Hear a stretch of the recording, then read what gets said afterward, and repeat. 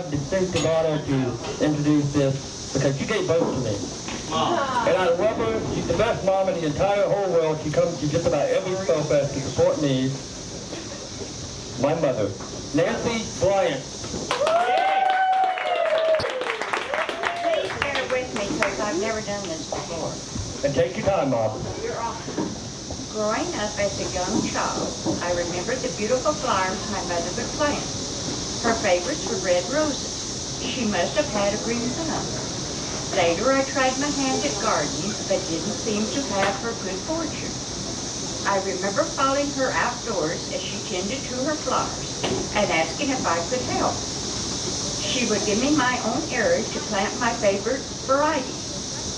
I went out every day to check on their progress. It was obvious that my mother's flowers fared better than mine. She told me, "Nancy, it takes patience." As time went on, I realized that her green thumb didn't run in the family. As the years passed, I recognized that she had taught me so much more than I had been successful at. Raising my children to love and respect others was an accomplishment that made me proud. My mother was a Christian and attended church every time she had the chance. She read her Bible daily. I suppose through the love of the Lord and her faith, she made me appreciate her wisdom more and more. My mother taught me to have faith and courage and to trust my inner feelings. She made me a stronger person.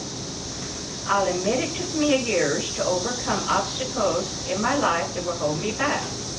For instance, trusting myself to do what is right and not to be afraid to stand up for what I believed in.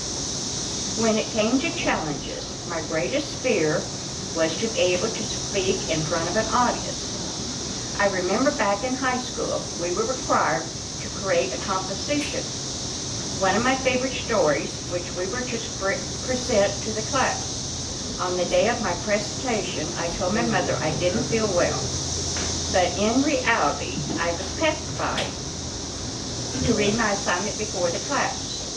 When it came my time to speak, my knees were knocking together.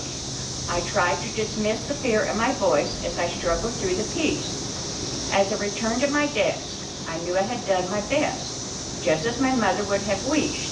I credit the success of my victory over my fear of public speaking to her. I was able to grow in my quest to overcome my anxiety, as my mother had grown the beautiful flowers I recall from my youth. Thank you, Mother, for your lessons taught with love.